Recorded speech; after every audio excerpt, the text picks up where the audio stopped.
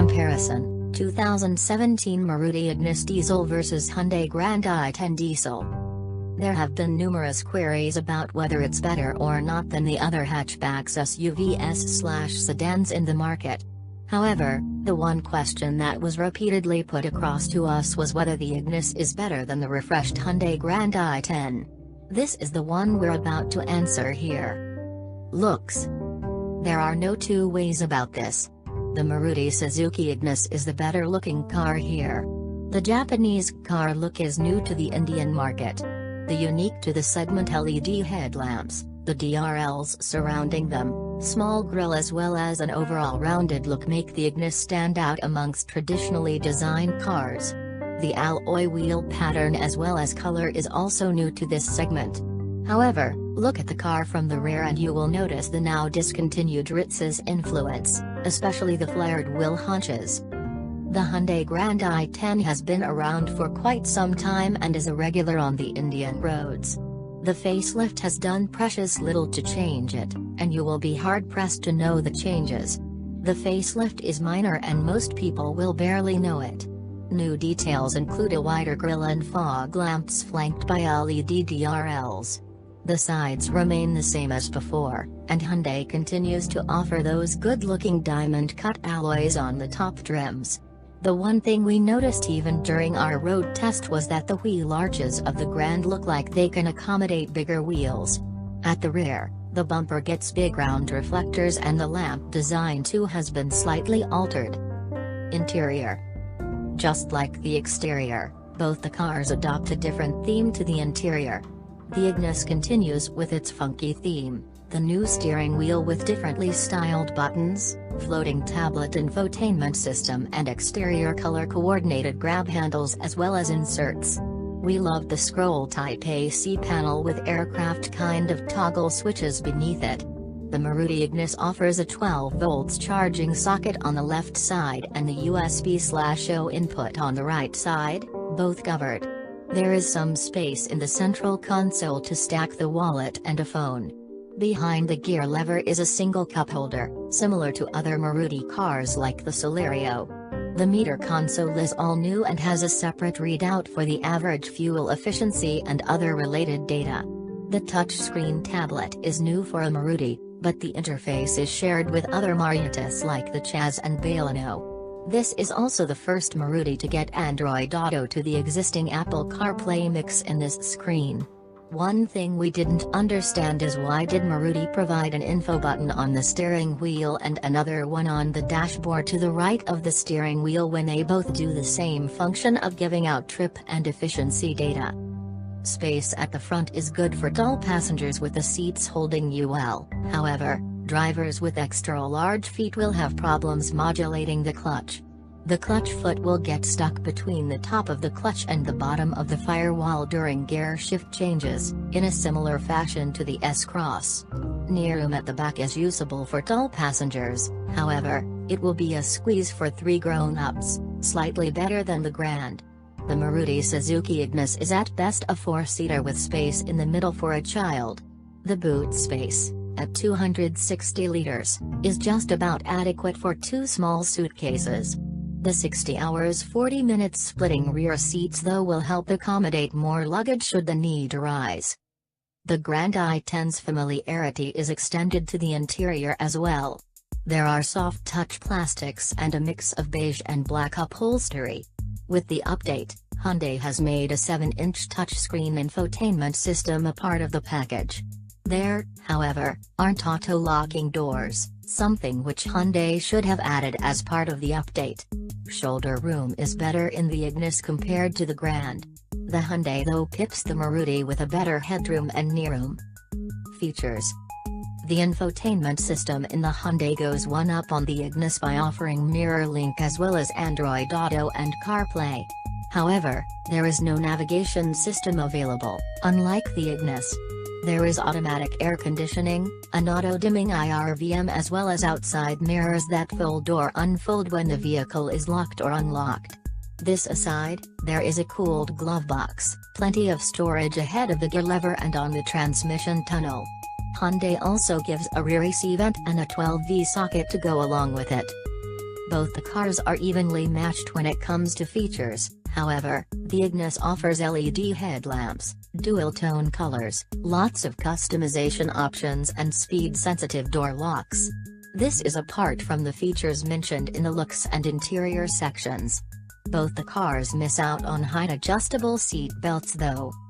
Safety. Maruti has taken the right step by offering every Ignis variant with ABS and dual airbags as standard. So whichever trim you buy, you don't compromise on the safety aspect. Hyundai, in the meanwhile, offers a driver airbag as standard with the passenger airbag being available from the sports trim upwards. ABS though is available only in the top spec Costa trim, and that's a pity. Both the cars offer rear parking sensors as well as a camera on the top trims.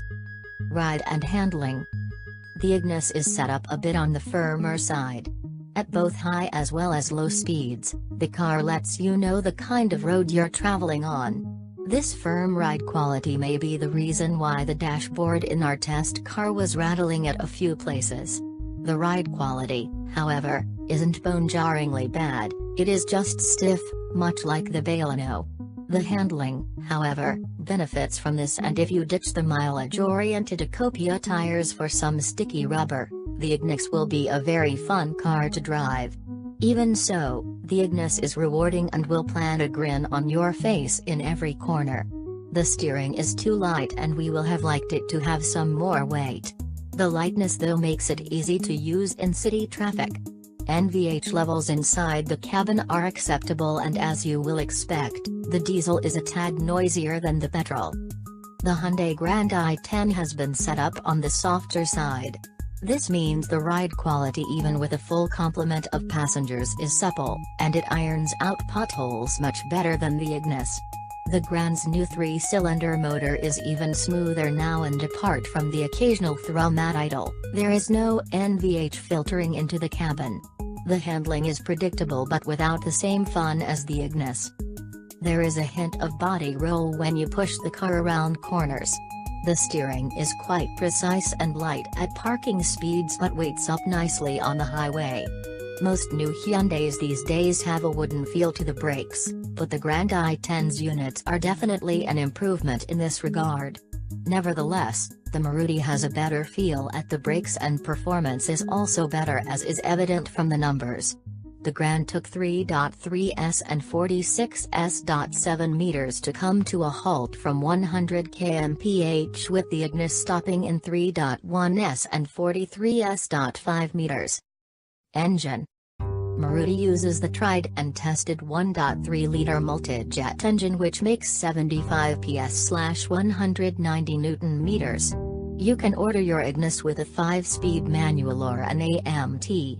In our 0-100 km/h run, the Ignis diesel managed 13.5s.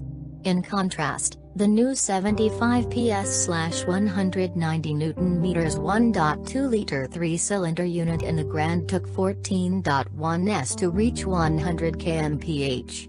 However, the Hyundai managed better roll-on figures, that is doing 2080 km/h in third gear in 10.4s, nearly a second quicker than the Ignis. It also nudges ahead for the 8120 km/h run in fourth gear by 0.1s over the Ignis 10.8s. Both the cars will do an easy 150 km/h, beyond which progress is laborious. That said, the Grand's engine is much smoother at all points in the rev range, while the Suzuki is louder but happier to rev.